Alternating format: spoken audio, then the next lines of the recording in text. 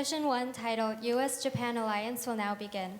Dr. Park Cheol-hee, professor at Seoul National University, will be moderating the session. Dr. Park, the floor is yours.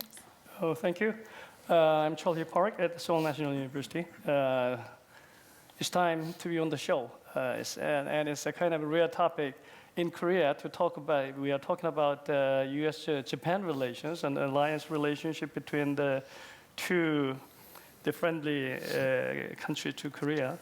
And I think I'm watching U.S.-Japan relations quite closely, and I'm a little bit envious these days, especially when you compare this U.S.-Japan alliance with the U.S.-ROC alliance. The U.S.-Japan alliance is making progress for the better, and then going forward. And then the coverage area of the alliance is widening as time goes by. It's not just confined to Asia-Pacific anymore, talking more broad area called the Indo-Pacific and then other issues. Also having a very friendly, frequent meeting between leaders. Yeah, from this month to June, 3 summits are already set. And then I think many good talks are going to be held to cover many issues of interest. I think we have a very excellent panelist for this session. From my left, we have Professor Kent Calder, who is a Vice Dean for Faculty Affairs and International Research Cooperation at SICE, and the Director of the Russia Center for East Asian Studies at SICE, and a long-time watcher of the U.S.-Japan relations, and he was a special advisor to the U.S. ambassador to Japan, long time ago. A long time ago. It's gone fast. Yes. And we have Mr. Richard McGregor, Senior Fellow for East Asia at the Lowy Institute in Australia, award-winning journalist and author of many books, especially the book titled Asia's Reckoning, subtitled China, Japan, and the Fate of U.S. in the Pacific Century, is quite relevant to today's discussion. And here's another book, The Party, drew a lot of attention from the intellectuals and journalists and scholars looking at the China affairs. So I think he worked for Financial Times and BBC and other major journals, so he's a kind of a very good person to talk about this issue. And I might say both books in Korean as well. Oh, great. So if they're hard to read in English, maybe they're easier in Korean. Thank you. And we have Mr. Tokuchi Hideshi, Senior Fellow at the GRIPS, where I was teaching long time ago. And then Mr. Tokuchi is a kind of Mr. Defense Ministry of Japan, long-time specialist in defense affairs. Last served as Japan's first Vice Minister of Defense for International Affairs before he retired. But he was Director General of the 4 major bureaus at the Defense Ministry: Operations, Personnel and Education, Finance and Equipment, and Defense Policy. So he covers wide areas related to Japanese defense. Last but least, Professor Wang, Associate Professor of International Studies and Executive Deputy Director of the Institute for China at Peking University. And then he is a very active Secretary General of the Pangol Institute, China-based think tank. I sometimes have some kind of acquaintance and a discussion with the Pangol Institute, and then Professor Wang plays a very active role in mobilizing Chinese think tankers. And then, he was selected by the inaugural program, the preeminent young scientist of Beijing. I was called a young scholar in the past, not anymore, but anyway. So we have an excellent panelist. And then the major topic is U.S.-Japan relations. But I will give about 7 to 10 minutes the initial remarks by each panelist, and then after that I will give the specific questions to each and every panelist, and then have a collective discussion among ourselves. And I will save about 10 minutes for a discussion and question from the floor. And basically,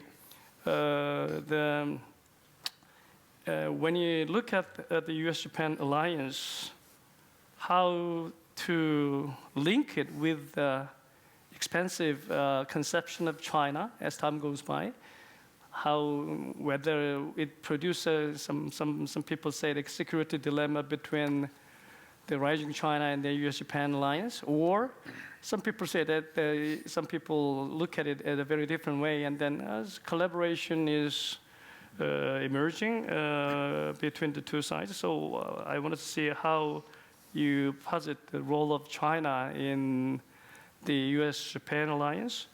And then U.S. and Japan are initiating a very good initiative called the Free and Open Indo-Pacific.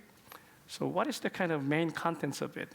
Some people say that that's designed for the containing China, or some people just kind of interpret it as a defensive move to maintain liberal international order when the United States is in the relative decline. So how to see the free and open Indo-Pacific strategy? And then possibly, Tokuchi-san, you raised the question in the previous session, but how do you locate the Quad, the quadrilateral security dialogue within that framework? And then I think the security domain and then economy domain may have some different dynamics when you talk about the alliance in the region. And then if possible, if not, I will raise a question, but as we discuss this question in Seoul, how do you place South Korea in the dynamics of the newly evolving alliance between the United States and Japan at this moment and in the future?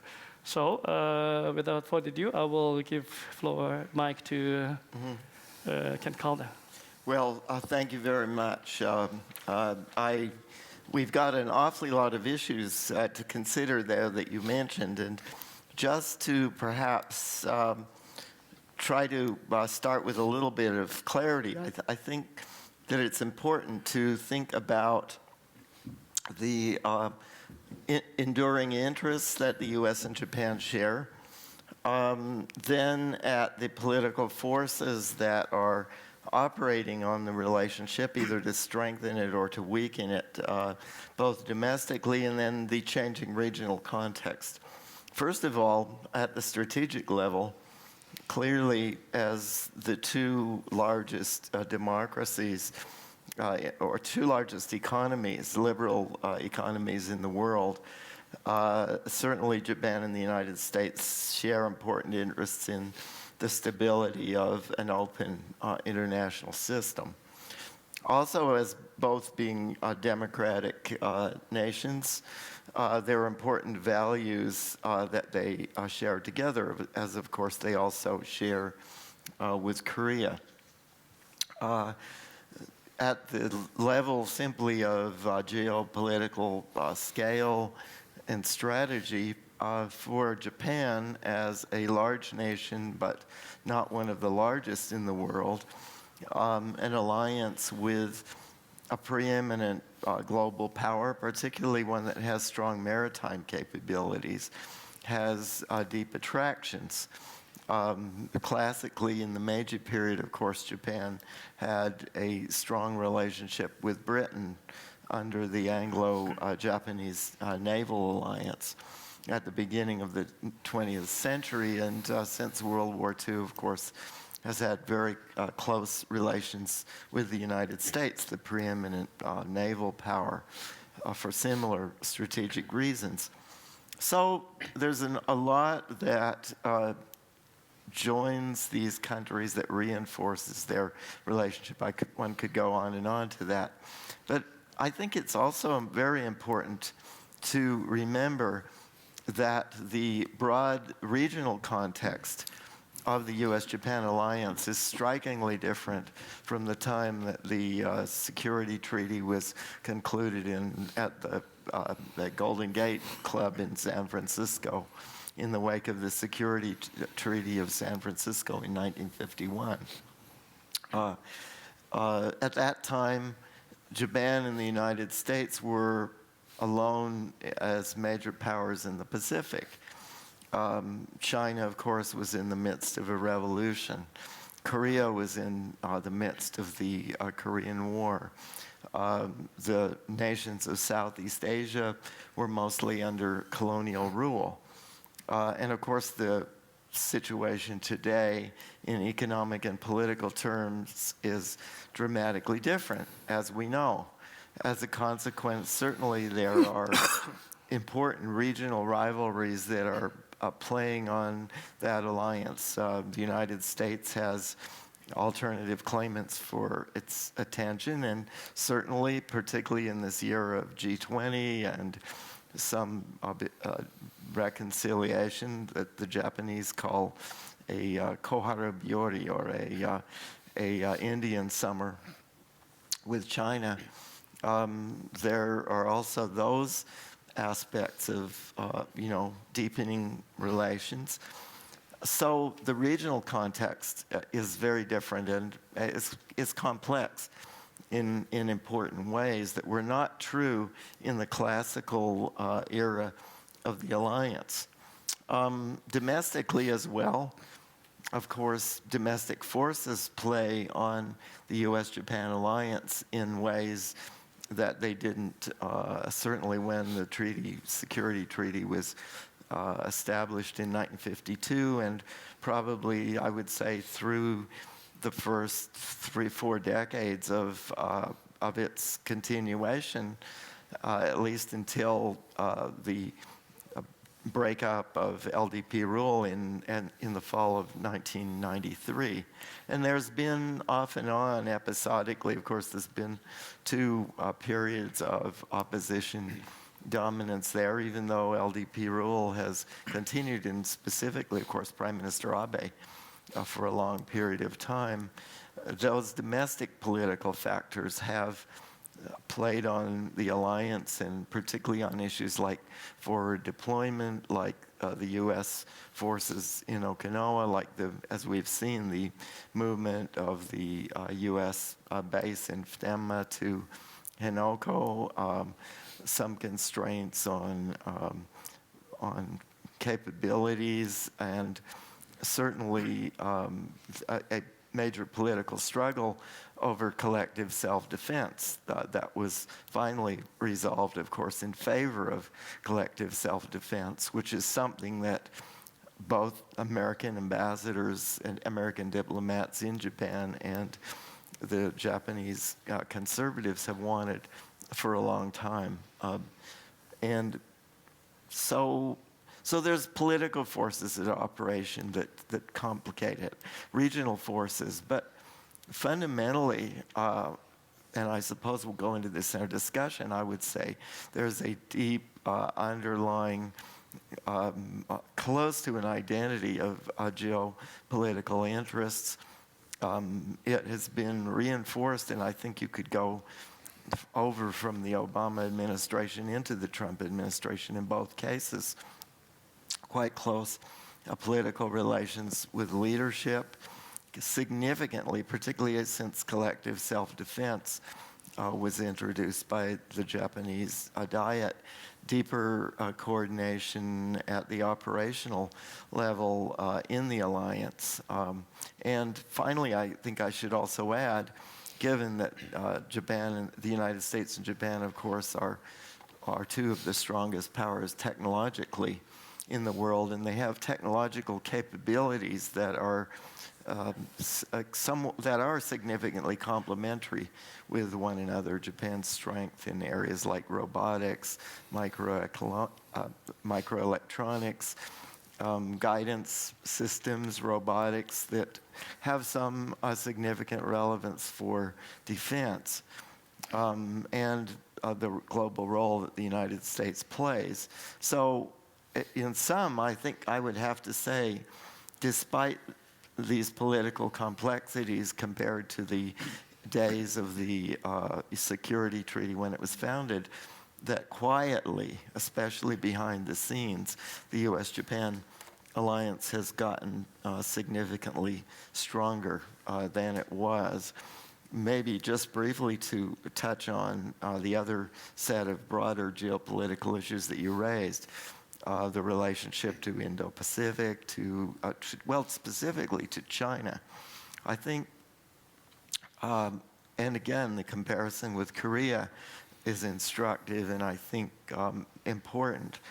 All three, it seems to me, the United States, Japan, and Korea, the Republic of Korea, do share some important enduring values, democratic values, and importance of national security, market economy. That said, the geopolitical and the economic linkages are strikingly different. China or Korea is much more interdependent with the Asian continent.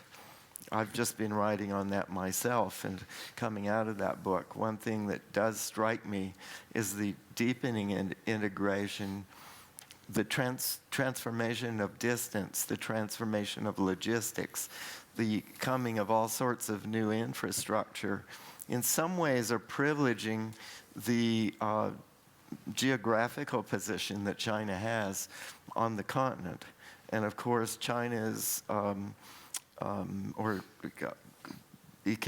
Korea and China's economic interdependence is certainly deep, although in the technological area, of course, with the United States and Japan, it's also deep.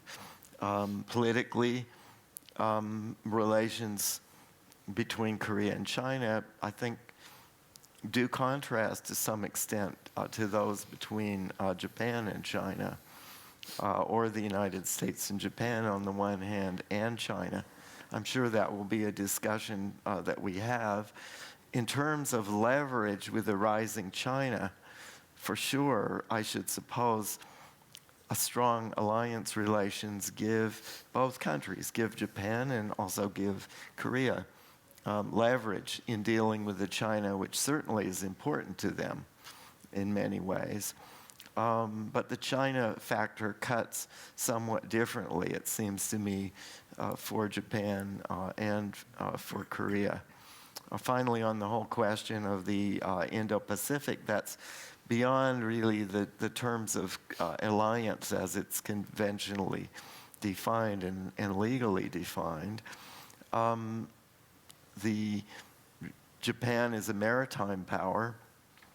The other participants in that, the Australians, the Indians, of course, all of them share that characteristic. The sea lanes to the Gulf are extremely important for both Japan and Korea in terms of energy. Japan gets roughly 85% of its oil from the Gulf, and it imports 99% of all the oil that it consumes. And so those sea lanes and their stable, the freedom of navigation is an important area which all of those particular groups share, although, of course, domestic political systems cut in rather different ways. So perhaps just to start things out, yes, some deep strategic and economic and values interests between Japan and the United States, but they live in a much different context than they did when a very deep alliance was originally formed in 1951. Thank you, Professor Calder. While listening to your presentation, I will raise my question, but you can answer after the first round.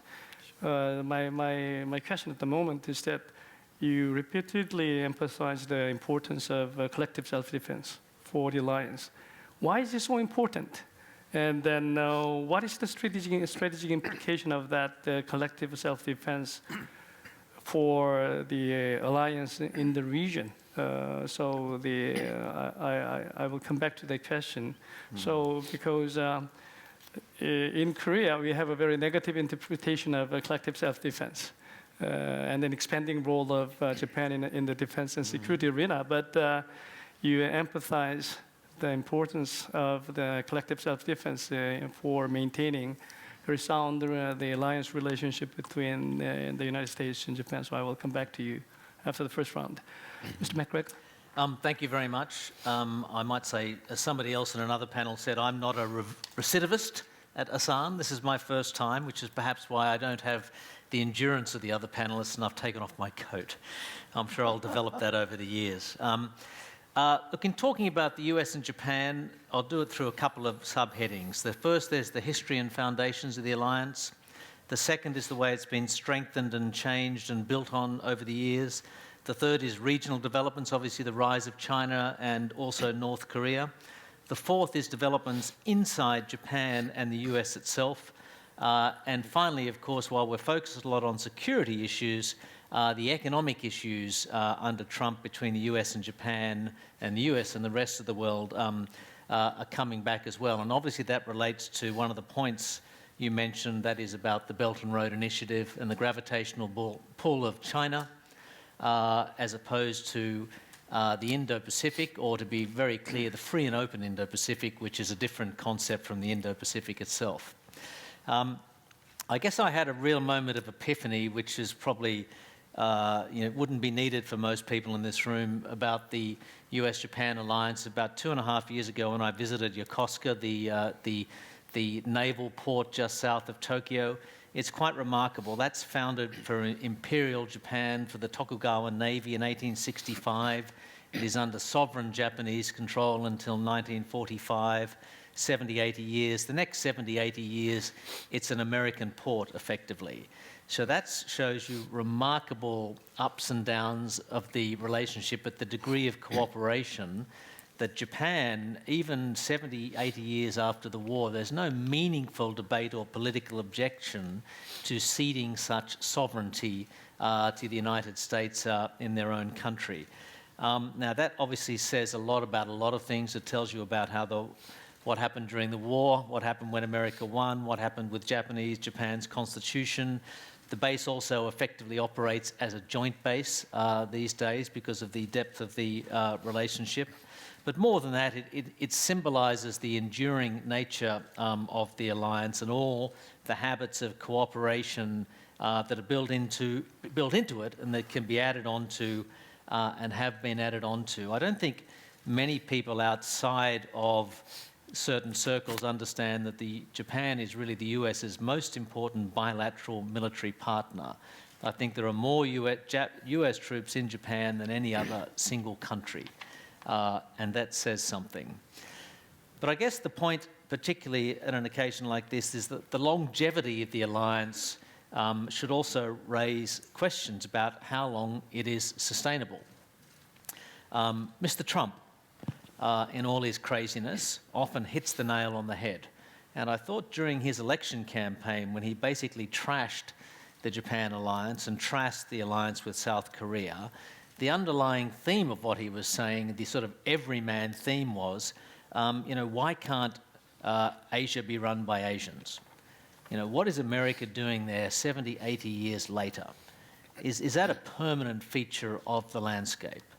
Now, we know on one level, the obvious answer to that question, why can't Asia be run by Asians? Because if it weren't for the Americans, it would be Asia run by China.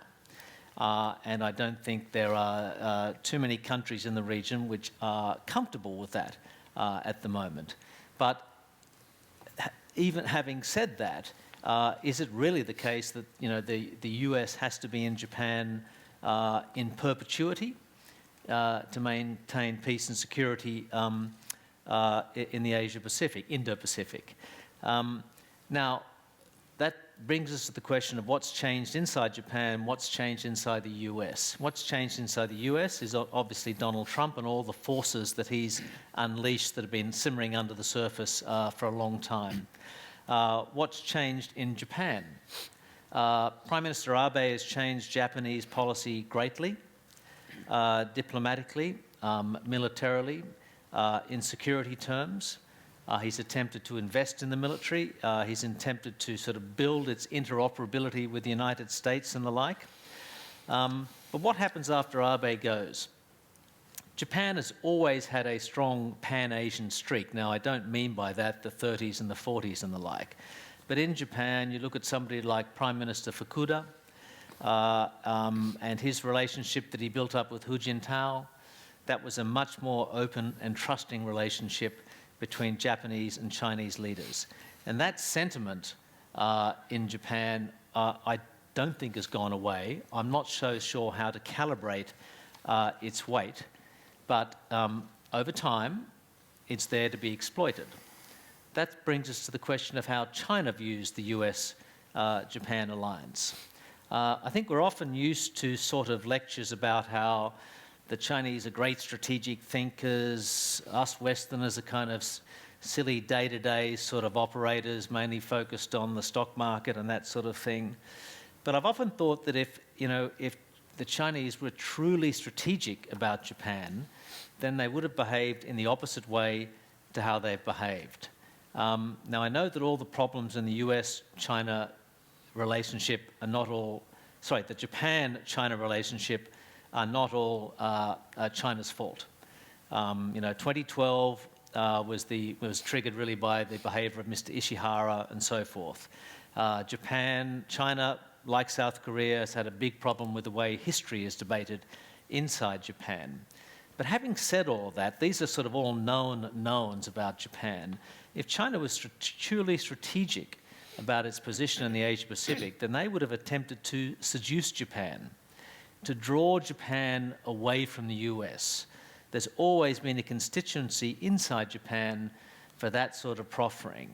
But I think it's been China's failure that they haven't been able to do that.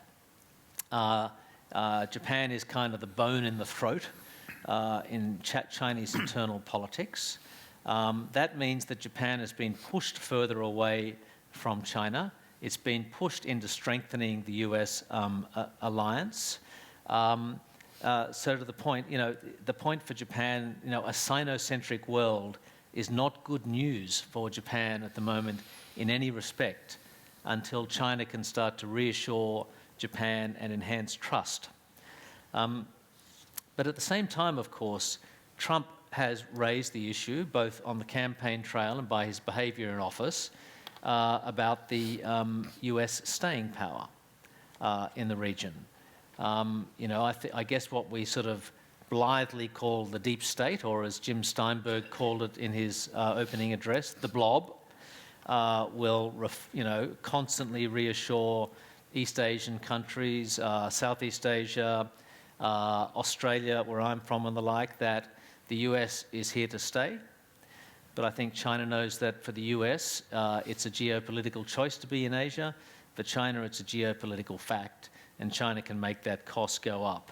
And certainly Trump continually complains about the cost, and sooner or later, that is going to sort of seep into these sort of calculations deep down in Japan about how they handle the alliance. For Japan also, look at how things have changed from the US perspective. You might remember during the Obama administration, we had a lot of talk about the new theory of great power relations from China. One of our Chinese interlocutors this morning mentioned that and talked about it, even though really it doesn't survive as a talking point with the United States. But we went from, at the time, both Vice President Joe Biden, Susan Rice, both commented favorably on this concept from China. So Japan's big worry at the time was a sort of G2.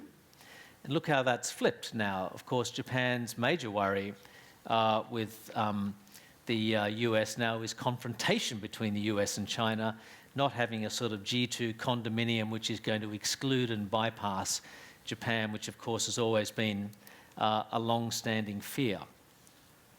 So let me talk a little bit about the economic part of the puzzle. Trump, at the moment, unless he's done it already and I've missed it, I think is still threatening to impose tariffs on Japanese cars. If that happens, Tokyo will doubtless feel it has to retaliate. I don't see how any self-respecting nation could cop tariffs like that and not do something in reply to it.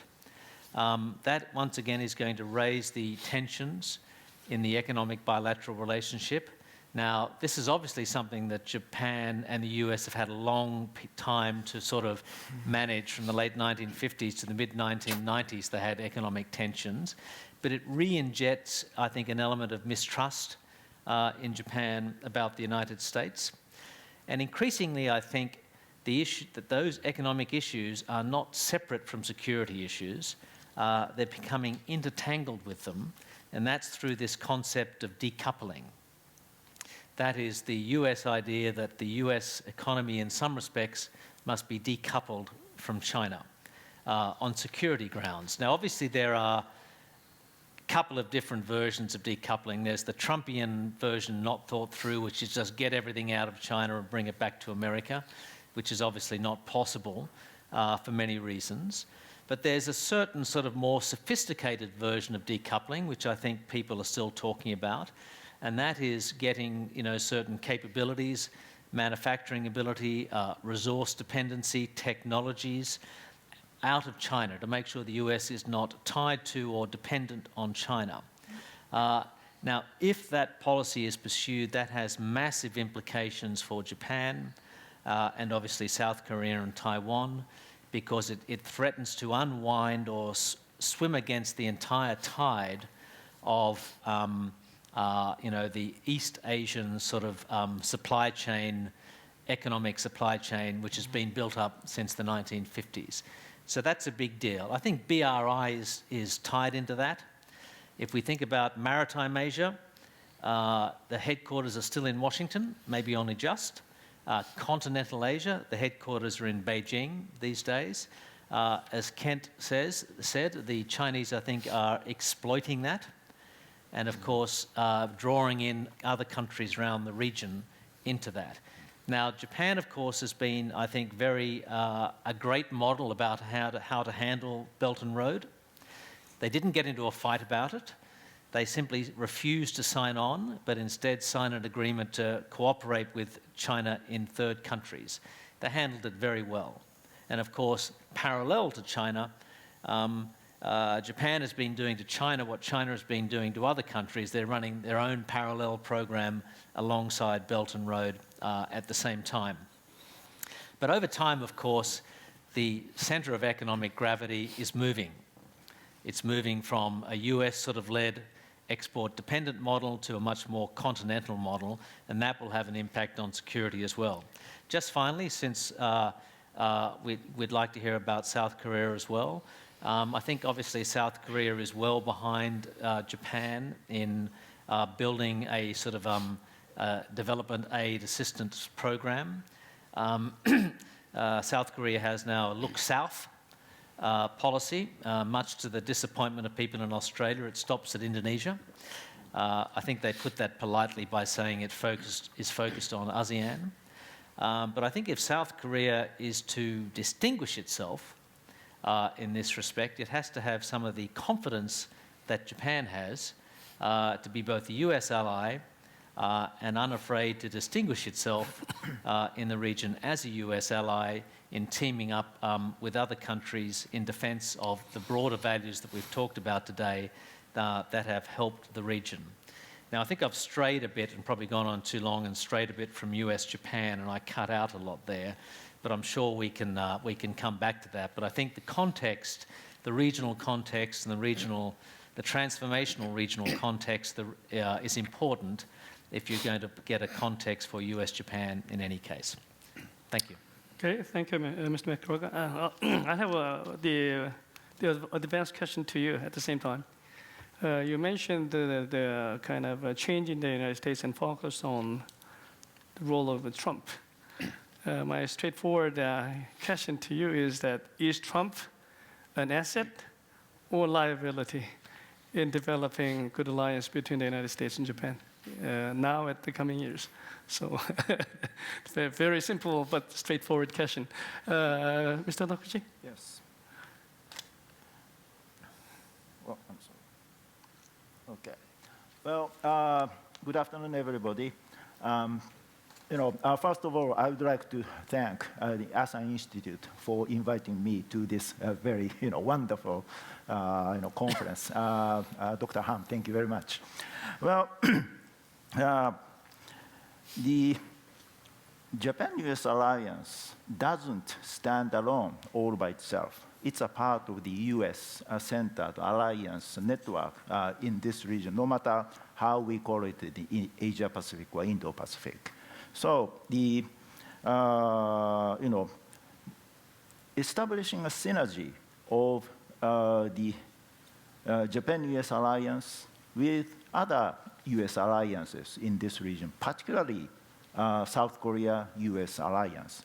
That's very, very important. So, from this point of view, I have a strong, serious concern about the readiness and the capability of the alliance relationship between South Korea and the United States. So if possible, I would like to go to the other panel next to this room. But of course, and I know that my role here in this conference is to talk about the shape and the future of the Japan-US alliance relationship, because I worked for the management of the alliance relationship between the two countries for many years in the government. So, I would like to talk a little bit about that subject. I would like to mainly cover 3 points. First, the importance of the Japan-US alliance in the overall US alliance network in this region. And secondly, a Japanese perspective of the United States in recent years. And then I would like to touch upon the management of the Japan-US alliance.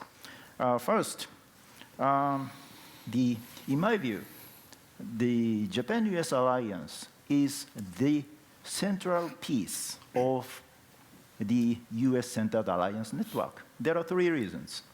First, Japan and the United States share all the core issues in play, namely China, North Korea, Russia, and international terrorism. No other US ally, not only in this region, but also in the world, share all these 4 with the United States. So in that sense, from the viewpoint of threat perception, Japan's security environment is very, very special.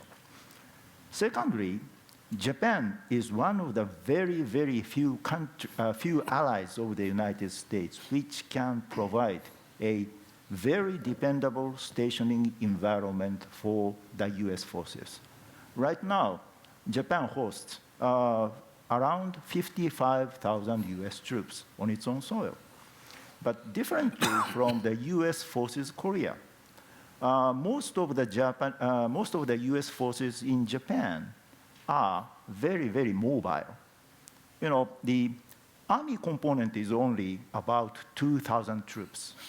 The rest of that is, Marine Corps and Navy and Air Force, and particularly, US carrier battle group stationed in Yokosuka.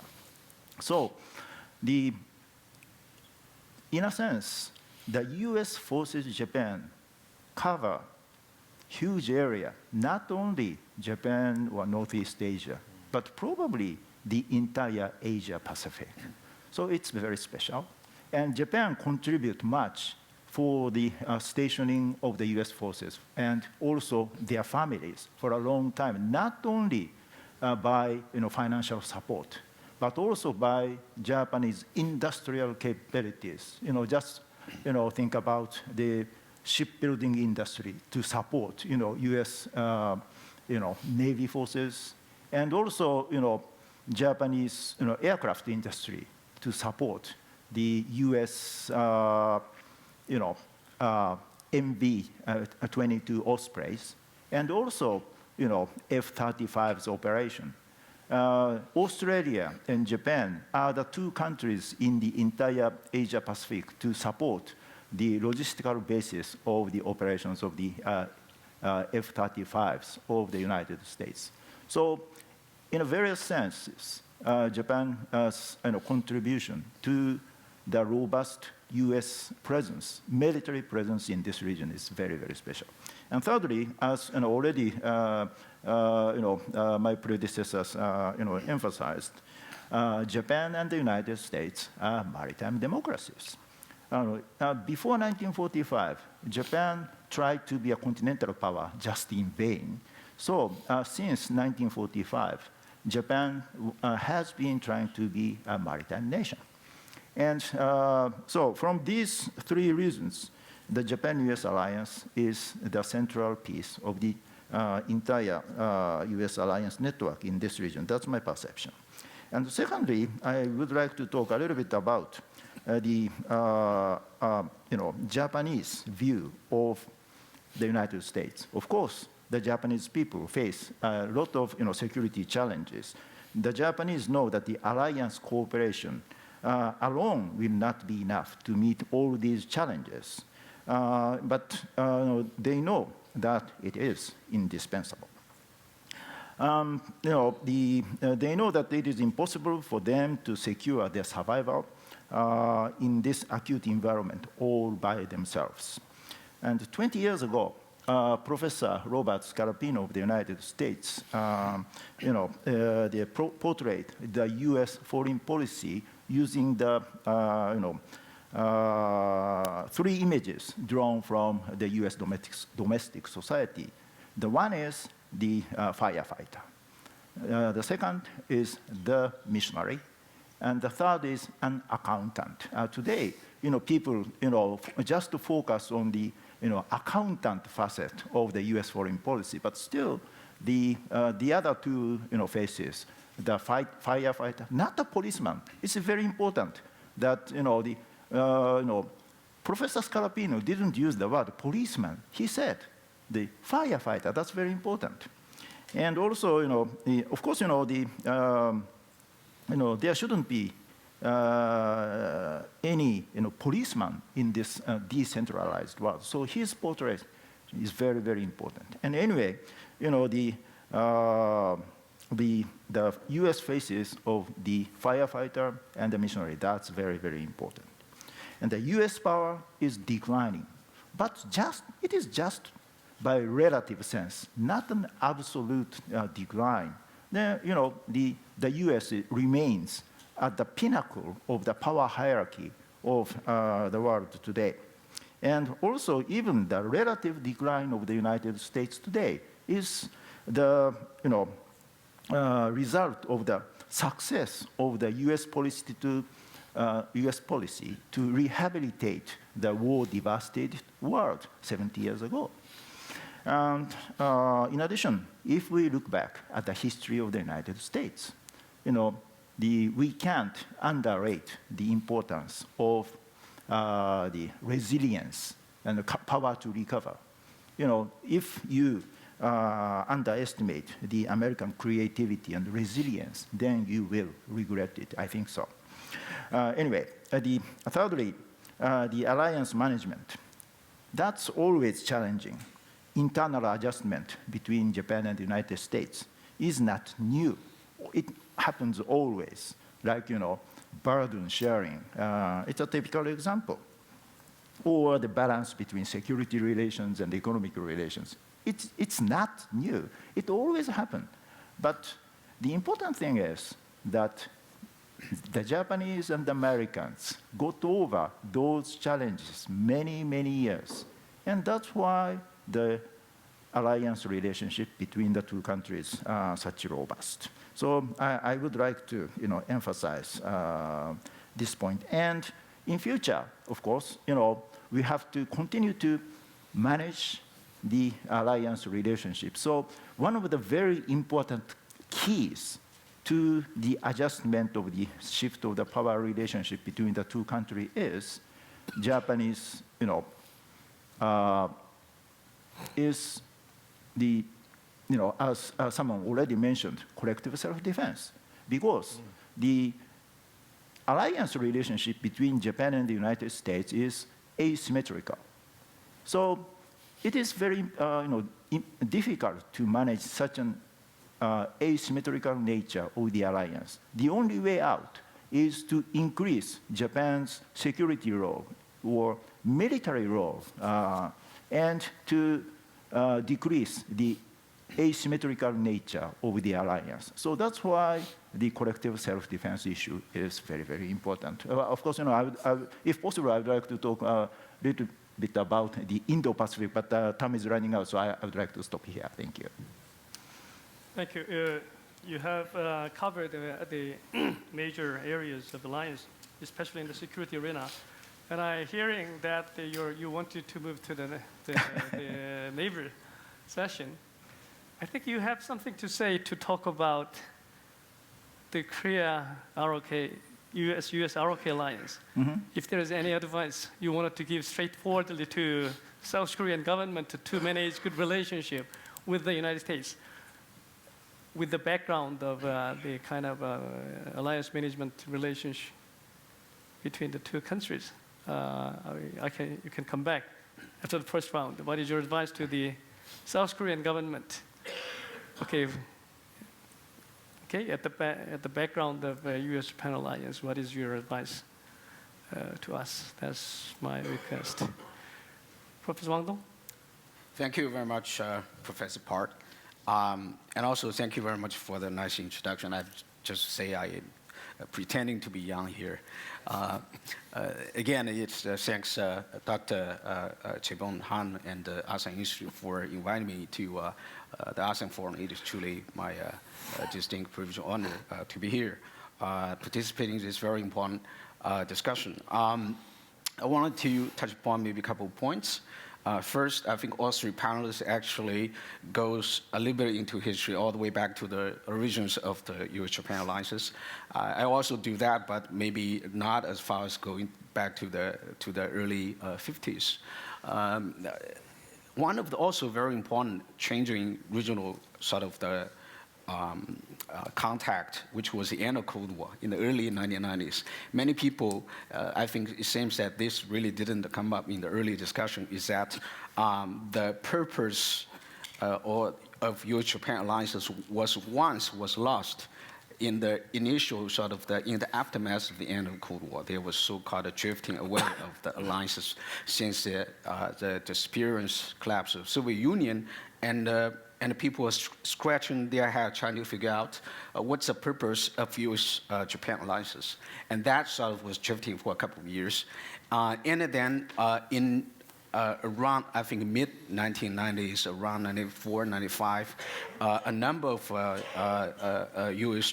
strategists, including Professor Joe Nye, at the time, he was serving as Assistant Defense Secretary for the Clinton administration, and he was the main architect, help produce this Nye report, which, to a great extent, I think, has redefined the purpose and nature of U.S.-Japan alliance in the post-Cold War contact. And part of that, I think, in Professor Nye's, his own words, is really he was developing what I see as the very initial version of the hedging strategy toward China. He says this is, quote unquote, to integrate but hedge toward China. And from what I see, what he was doing was really combining two logics together. One is the logic of liberalism, which is to encourage and integrate China, to engage China, in the hopes that China over time will become sort of liberalized economically and also hopefully politically, maybe someday.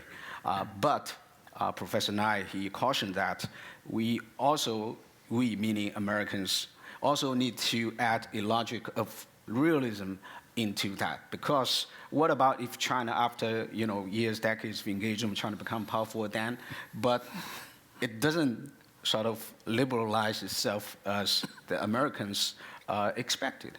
Then we need some insurance. That's his logic, which is logic of realism. That is, I think, he really gave the reason why the U.S.-Japan alliance needs to be sort of regenerated, because, for this insurance purpose or for this hedging, this idea of hedging toward potential rise of China, the U.S.-Japan alliance needs to be regenerated. I think this, from what I see, pretty much from then up to now, I think has defined the nature of U.S.-Japan alliances in the post-Cold War context. So, of course, rise of China has been very important variable in shaping the nature, the purpose, and the function of U.S.-Japan alliance in this post-Cold War context.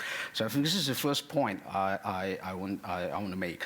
Second point, of course, as many panelists have already noted, the regional strategic context have already also undergone very significant changes, even compared to the early 1990s, because China now no longer rising, has already risen to a great extent, and the geostrategic sort of landscape has been fundamentally reshaped in many ways here. So the question, and of course, and also the U.S. policy toward China seems to be now at the edge of, or at least, or seems to be undergoing some fundamental shift. The end of engagement strategy. What's up next? Some uncertainty regarding that. But I think the important question related to our discussion here today is that, so is U.S.-Japan alliance going to also undergo some important changes as U.S. policy toward China is undergoing this fundamental shift? So become toward more competitive, if not a confrontational direction. So I think that's a very big question, I think, for us to think about. I think short answer is yes or no. No in the sense that I think the large framework or the logic of U.S.-Japan alliance, I think, still seems to be holding. And of course, yes, in the sense that they are already, I think we can detect some discrepancies in the strategic thinking in Japan and in the United States. Take, I think, the Indo-Pacific strategy, for example. The United States government, the Trump administration, has consistently defined Indo-Pacific strategy in a very prominent sort of military sense, strategic sense. Give a lot of military emphasis to that. To some extent, you can call it its upgraded version. It's a stronger, much more strengthened version of the rebalancing strategy that Obama administration has been pursuing. Or it's a sort of rebalancing without the name of rebalancing. It becomes just more prominent in terms of its military and strategic components. But, however, Japan seems to be really taking a slightly different approach when it comes to Indo-Pacific strategy. And Japan has been emphasizing that it actually called Indo-Pacific Initiative instead of emphasizing this is a strategy, and trying to put emphasis this is something more open, inclusive, and trying to put more emphasis on economic cooperation. So I think this is very interesting. And part of that also very important context is that in recent months, there has been rapprochement, very important rapprochement between China and Japan, the warming up of the bilateral relations since, of course, 2012, then the Japan's government's very controversial move to on Diaoyu Island. So I think that's something also very interesting. And of course, panelists already mentioned that the Japanese government now take a more proactive approach, more positive approach toward BRI, actually essentially joining BRI through the third-party cooperation mechanism, which is, again, very, very different from the position the current, I think, U.S. government is taking. And my third point, I want to briefly, I think, sort of respond to Professor Park. I think it's so interesting that I like a lot you brought up the security dilemma concept, because this is precisely something I'm now working on, put a lot of attention on. This security dilemma is one of the major concepts really in the literature of strategic studies. But however, since Rob Jervis further developed this concept in the late 1970s, not much, I think, work particularly in terms of the theory side, has been done. So what I'm now trying to do is that collaboration with a group of American colleagues trying to see what we can do to develop this concept. And one of these things in the context of today's discussion here will be in this, if we can call it, U.S., Japan, China, or U.S., China, Japan, sort of little trilateral contact. How does that will bring more complexity or new dynamism to a security dilemma situation? Of course, there has been similarly security dilemma between China and Japan and particularly since this 21st century, and also in recent years emerging and increasingly deepening security dilemma between China and the United States. And then with this little twist, as we just mentioned, the rapprochement between China and Japan. How does that really, all those changes going to sort of reshape, if there's anything particular, are those changes going to change the dynamics of security dilemma? Or in a triangular strategic context like that, two alliances, U.S., Japan, vis-a-vis China, does that really provide a unique context for us to further think about, is there any new innovative theoretical thinking could be derived out of that? I'm not sure. So I think all those are fascinating, very exciting things for us to think about. But I think the bottom line is that a more constructive triangle or multilateral relations might be the goal we should all together be pursuing between U.S., China, Japan. It needs to be, this triangular relationship needs to be more constructive instead of more confrontation. I think that's perhaps should be the bottom line we should be looking at. Maybe I should stop here. Thank you. Thank you, Professor Wang. While listening to you, I'm a little bit surprised to hear that you emphasized the military aspect of the free and open Indo-Pacific initiative. No, it's not me. I'm saying this is what Trump administration has been emphasizing. But if you read Trump and Pompeo, others, they are giving much more emphasis on infrastructure building, capacity building, or developing some nations, rather than focusing on the military aspect of it. So I wanted to know why you interpret the Indo-Pacific things from a military standpoint. Why that is so important, and so why you are cautious about it. So that's, I don't know, after the first round, okay? So I already gave each and everybody one question each. So why don't you start first? Yes, well, certainly the question of collective self-defense is a controversial one. It was controversial politically inside Japan, and perhaps, as you say, it may be controversial in some relations with neighbors too. I do think a lot of that, if the concept is properly understood, is a bit of a misconception. Let me go through 4 ways that I think collective self-defense is important, both for the credibility of the U.S.-Japan alliance, but indirectly also valuable for other allies, in that the credibility of the U.S.-Japan alliance should be also valuable to other allies of the United States.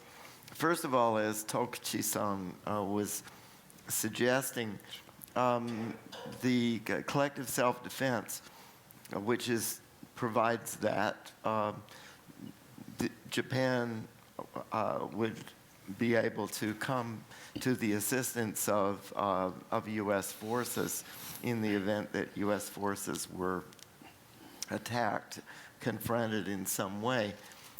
It creates a symmetry in the alliance that didn't exist previously, and that is politically helpful in sustaining support for the alliance in Japan, because it's not just a one-way street.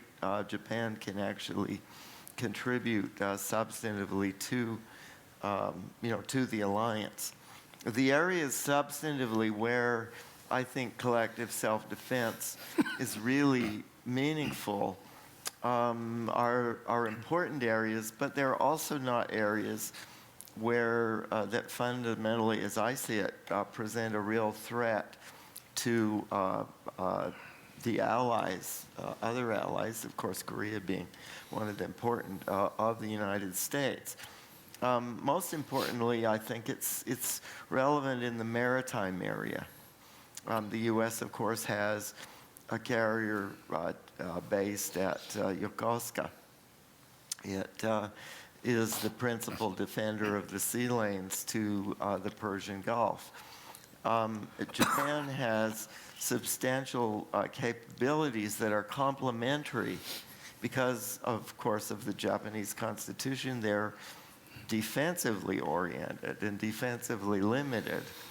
But they are a force. They're a multiplier of the capabilities of the U.S. forces. The best example, I think, is Japan's minesweeping capabilities. It has one of the largest minesweeping forces in the world, not mine laying, which would be an offensive function, but mine sweeping to take during World War II, after World War II.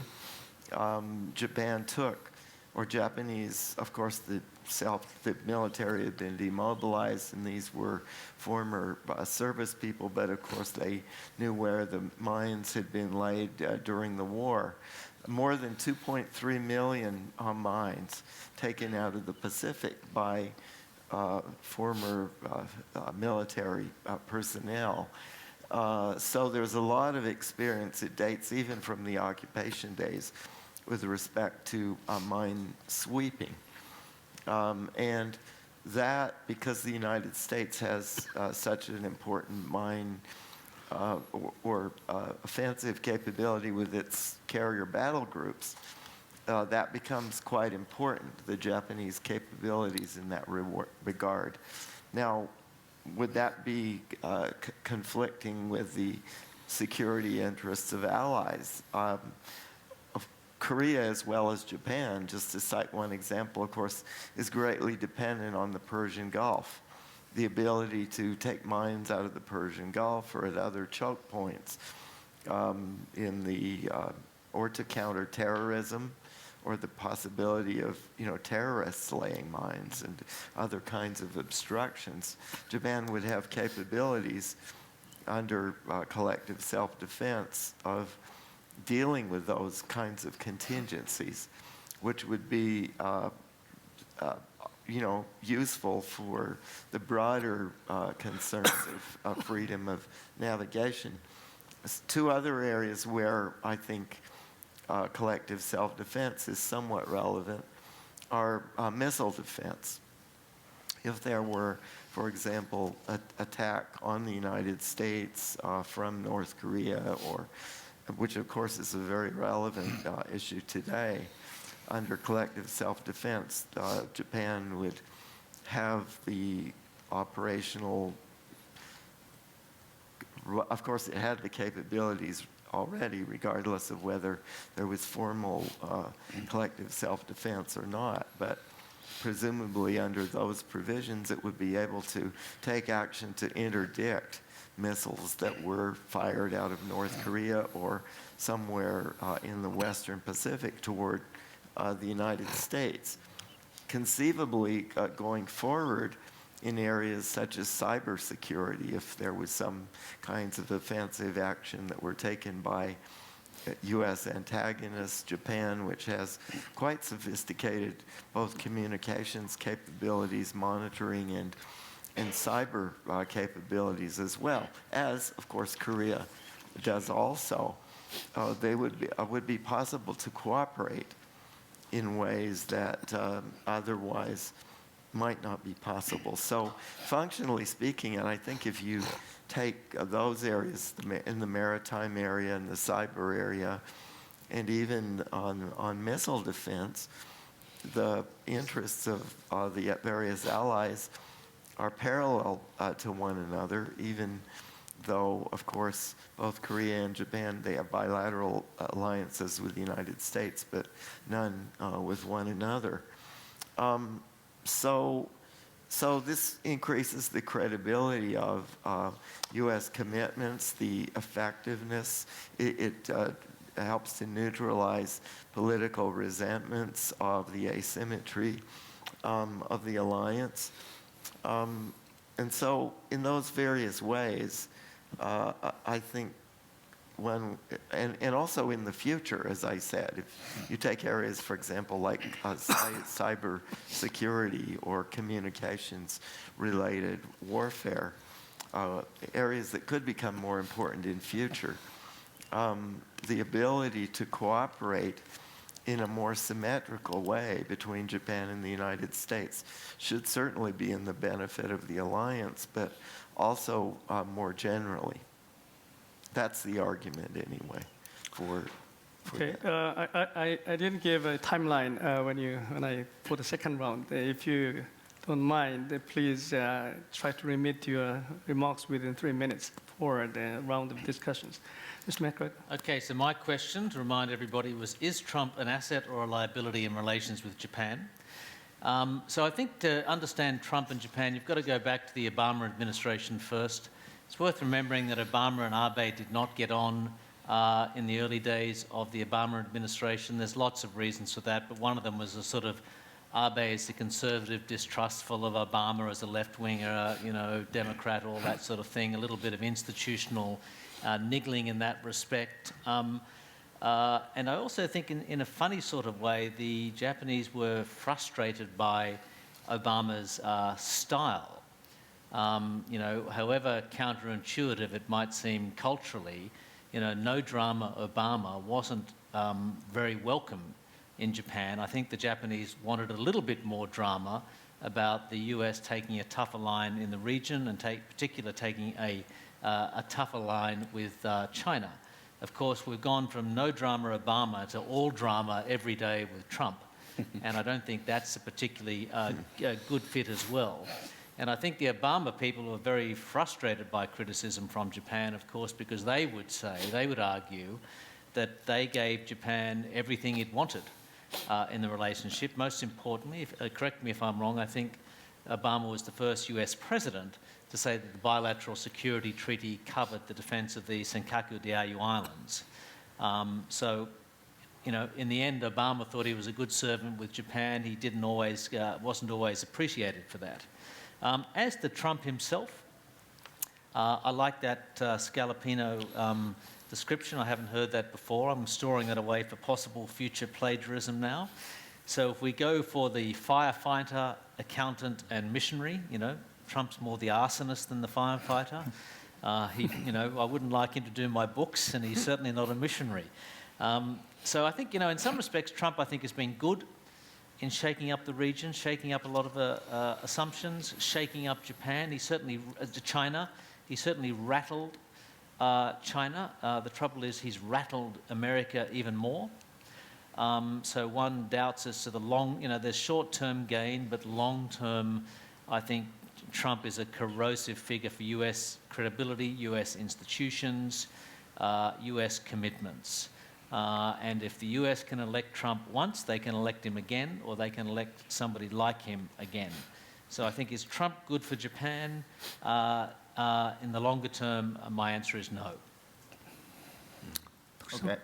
I would like to answer the question about the alliance relationship between the United States and South Korea. Of course, I'm not brave enough to make any comments about the very important alliance relationship as a Japanese. But the Japan-U.S. alliance and the Korea-U.S. alliance are the only two.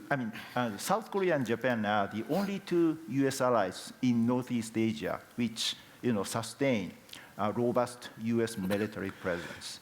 And most of the U.S. force Korea, ground forces, and as I said, most of the U.S. forces Japan are, mobile and agile, forces of, Air Force and Navy and Marine Corps. So, in order for the United States exercise its robust joint capability, the logistical support and operational support of the South Korean and the Japanese towards the U.S. forces, that's critically important.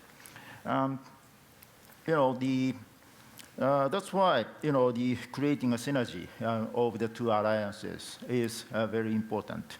And if I may, I would like to make 3 points. First of all, the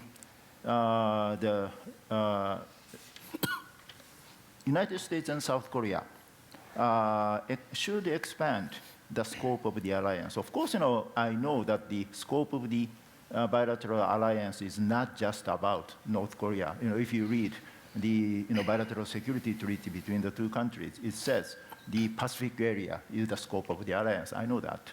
But if you see the components of the U.S. forces Korea, it definitely addresses North Korea.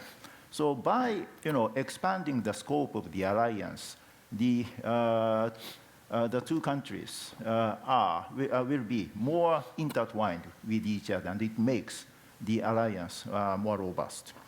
And secondly, I think that both of them need more candid discussion about the threat of real threat of North Korea in professional terms. Of course, there is a political dialogue between the two countries, but professionally, the more candid discussion is needed. That's my impression.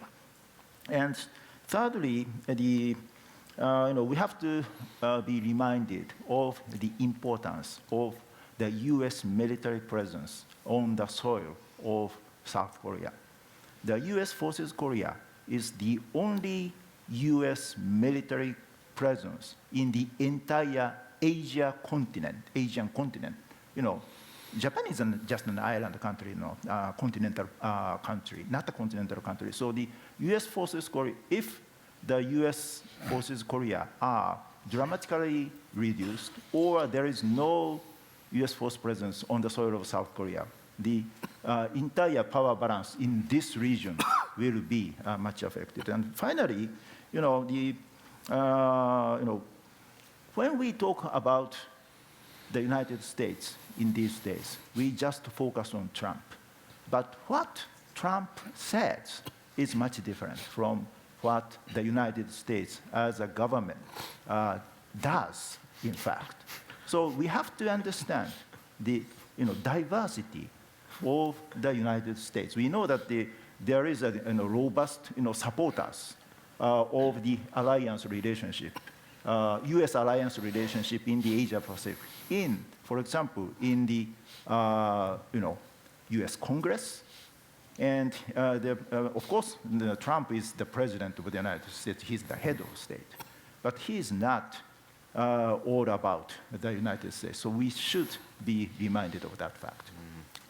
Thank you. Mr. Tokuchi's remarks was a service to the people who couldn't go to the US-ROK alliance things. We've Professor combined Wang? both issues. Professor Wang. Okay, I'd like to briefly respond to Professor Park's question.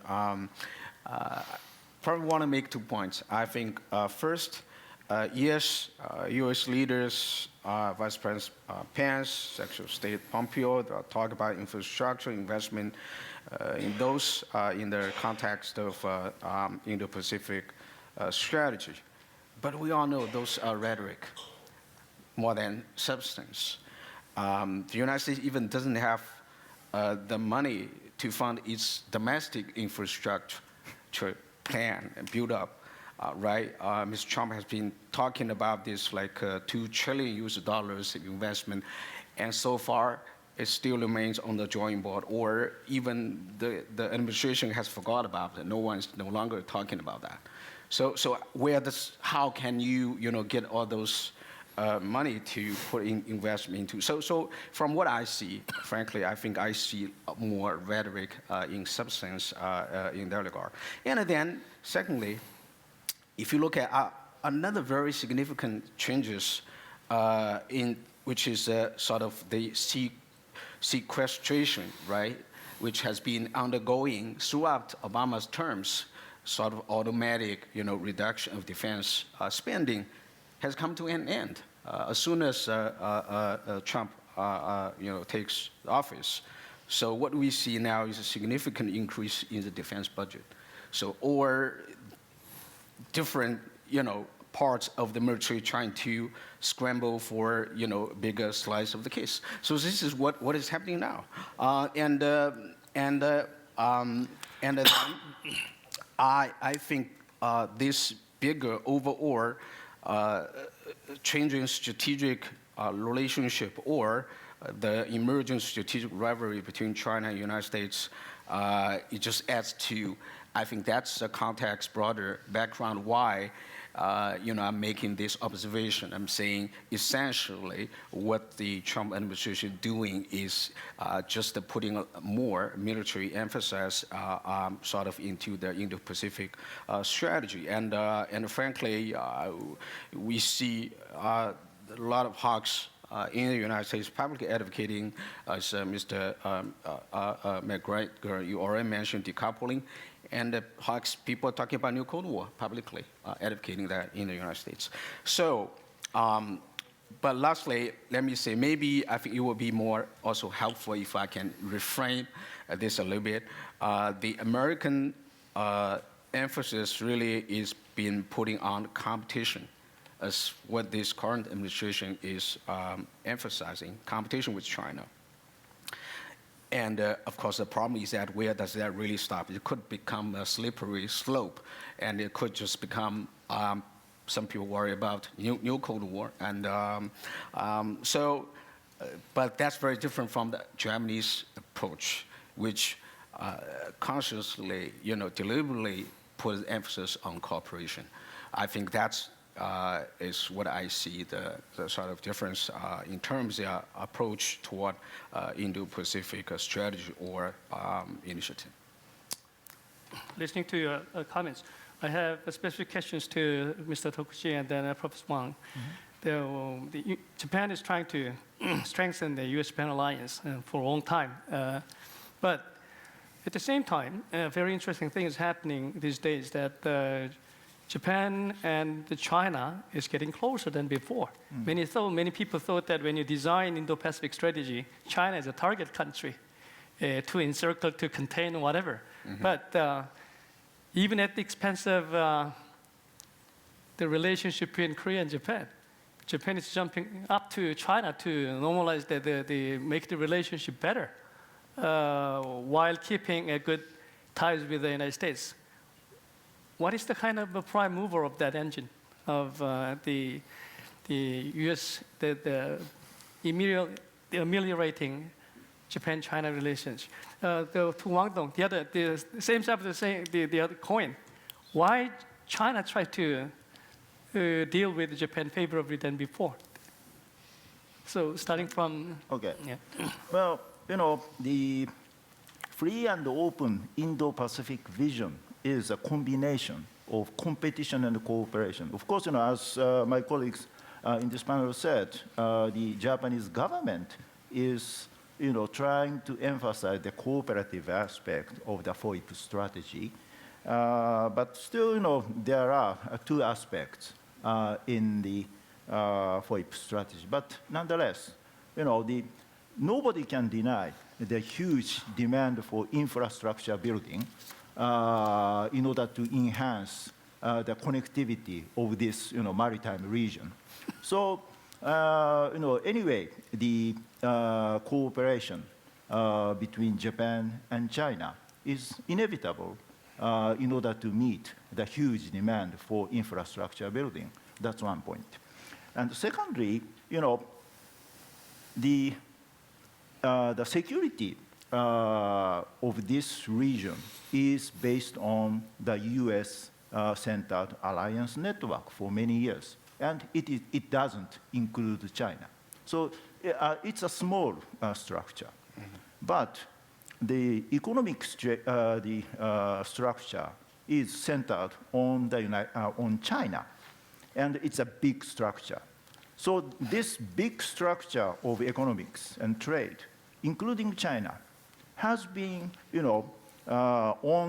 placed on the very, small, security structure, not including China. That's why this region is unstable for many years. So we have to fix it. So that's why the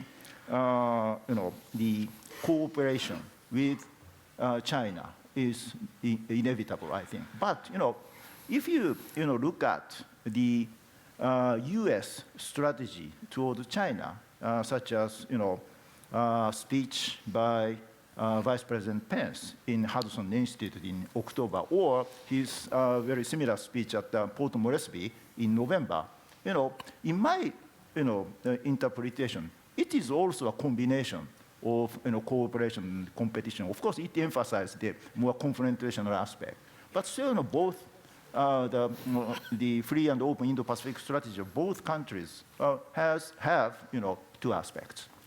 So, Professor Wang, what is the Chinese side of the story? Well, first of all, I very much echo, I think, Professor Hideshi's interpretation. I think apparently, one of the very important driving forces that sort of really pull China and Japan much closer in recent months is this, objectively speaking, the huge demand in this infrastructure connectivity in the region. And certainly, I think that in that regard, I think China-Japan cooperation will be very, very much meaningful. But also, I think from what I see from Professor Hideshi's interpretation of the Indo-Pacific strategy is that this is precisely what is the logic of hedging, right?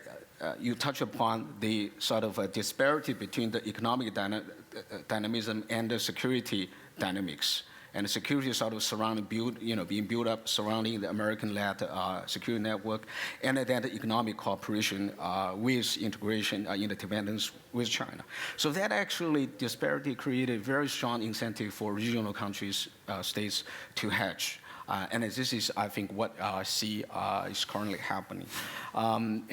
And frankly, lastly, I would say that it seems to me, the definition of Indo-Pacific strategy is also being contested to some extent. So Japan is trying to define it in a certain way. The United States trying to define it in a certain way. And not to forget about India. Prime Minister Modi last year in Singapore Shanghai Dialogue, he was also providing India's definition, which I think is quite a constructive definition of Indo-Pacific strategy. So I think the bottom line is, from a Chinese perspective, certainly as long as if we can shape or try to make it really move toward the constructive, positive direction, this is something China certainly will, at least my personal view, should also welcome. Just like, in the infrastructural cooperation, like currently Japan and China are working together on. Can I comment briefly on that? I mean, it's certainly true that Sino-Japanese relations have been improving, but let's face it, it took a long time. Since 2012, it's taken 7 years. During that time, for example, President Xi would have been meeting with Mr. Putin about 2, 3, 4 times a year. He barely met with his closest, most important neighbor in many respects. Things have changed. President Xi will probably be in Japan twice this year, but at the same time, the Chinese patrols around the Senkaku Diaoyu Islands continue. China continues to sort of assert its presence, Air Force flights through the Miyako Straits and the like. So none of those sorts of issues have gone away. I certainly think both countries have an interest in economic cooperation. China's slowing economy has given some impetus to that. I think also the Trump factor is important. I think China's interest in sort of improving relations with Japan in a concrete fashion are partly the result of Trump's sort of upending of the sort of global trading system. And both Japan and China have an interest in reinforcing that, and that certainly accelerated the improvement in the relationship. And finally, on BRI, both have an interest in regional infrastructure, but Japan is competing I would say, more than cooperating with China at the moment. So yes, relations are better, but it hasn't moved, I think, into an entirely distinct and new phase. Professor Calder, I have one question to you. You can link it. China is pushing forward a Belt and Road Initiative. United States and Japan are forwarding the free and Indo-Pacific things, right? Mm-hmm. Those two are compatible or competitive? Well, I think there is a competitive dimension, obviously, because they're an aspect of geopolitics. If I might just say a word about the Japan-China relationship people have been talking about, I think the word Indian summer, koharu biyori in Japanese, is quite apt. That it looks bright now, it'll be getting colder later on. You have the short-term factors. You've got the G20 coming up in Osaka. You have Trump's behavior, which gives Japan incentives to hedge.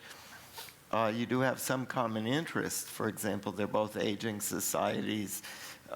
Then perhaps to turn, but to complete that point, even though you have those things, there's the land-maritime distinction and then very different value systems. So I think those divide them, and in the end will make that collaboration difficult. And that relates to, I think, the way I see BRI and the US and Japan. They're both maritime. The BRI gives considerable advantages to China in terms of connectivity on the continent, but it isn't, you know, the US and Japan, they're offshore, they're maritime powers. They probably will like to cooperate at the margin, but fundamentally it's a dynamic that benefits China and not them, I think. We are running out of time, but if there's anybody who cannot have dinner without raising question, I will accept one or two. Very brief one.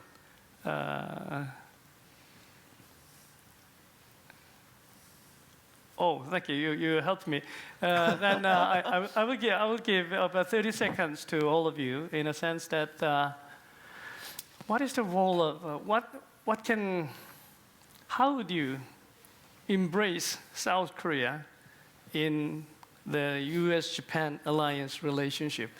On the Korean Peninsula, you can see all the peace initiative or denuclearization dynamics is going on, but how the U.S.-Japan alliance can play some role for Korea? That's the last question to each of you. I think in many defense areas there are some overlapping relations, but fundamentally I think both relationships are strong for different reasons. With Korea and the U.S., of course, we fought together. Also a very large number of Korean Americans.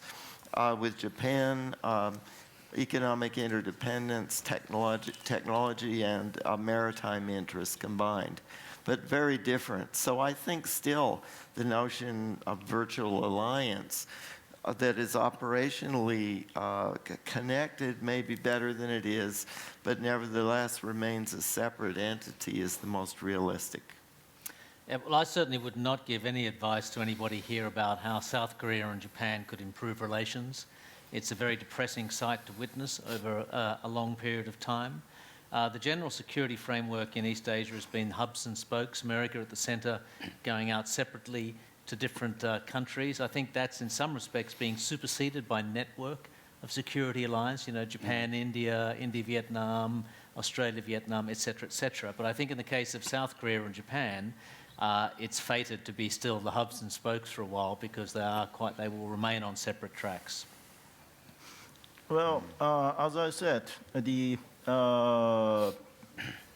alliance relationship between South Korea and Japan, South Korea and the United States, and also the Japan-US alliance, both are integral parts of the US-centered alliance network in this region. And the weak link is South Korea and Japan. So we have to enhance the relationship between the two countries. And if you look at the Japanese defense policy, 5 years ago, the top priority for the Japanese security cooperation with foreign countries, except for the ally, United States. Number one, South Korea. But now, the top priority is Australia, then India, Southeast Asian countries, and then South Korea. It's very, unfortunate. So we have to improve the relationship between the two countries. So 2 points. First of all, the expand the scope of cooperation. That's very important. That's one thing. Particularly, non-traditional security. If we just look at our cooperation in counter-piracy operation in the Gulf of Aden, it's very successful. That's one point. Secondly, both sides have to make a distinction between emotion and strategy. Of course, we had a very unhappy and deplorable history. So emotional aspect in politics, that's inevitable. But in order to get over the emotional aspect, we have to make a distinction between strategic thinking and emotional thinking. From what I see, I think really there are like three triangles. If we, one is U.S., South Korea, China. Second one, U.S., Japan, China, and of course also South Korea, Japan, China. So I think this, I agree with Professor Calder that those are, in a way, sort of separated, entities. They are not really, but also related directly or indirectly in many ways. So I think the important thing is that how we can make those triangles really balanced one or constructive one. I think that's very important. So this really brings me to what something I'm really concerned about is the current ongoing narrative about China in the United States. I think some panelists mentioned that the Indo-Pacific strategy in the United States is about a combination of cooperation and competition. I think that will be certainly a nice way to go, but I'm not sure whether that is the case or not.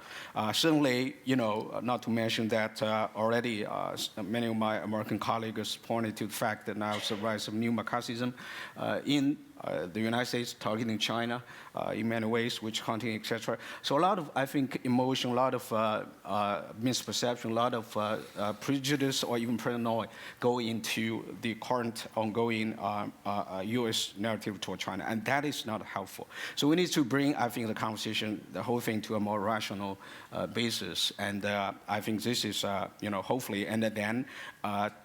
Emphasis on competition is okay, but still how to strike a balance between, make it is really a balanced one combination between cooperation and competition, instead of making it, competition first sort of portfolio, and which will be very harmful. Okay, I think we learned a lot about the U.S.-Japan alliance in this session. Sorry, I couldn't give enough time for the discussion with the people on the floor. When I heard that kind of expression, hub and spokes approach it as the spokes are linked through the hubs. And the role of the United States is so important in the region, even at this moment. I hope the neighboring countries or the major powers in the region do not use the chopsticks approach, just to try to take it away and then take just one part. That's very dangerous for many countries. So still, I think a hub and spokes approach should work rather than taking a chopsticks approach. Interesting. And I hope the Japan's alliance with the United States is getting resilient and sound, and the South Korean approach to the United States would be the healthy and sound at the same time. Okay, please join me in thanking all the panelists here for this session. Thank you.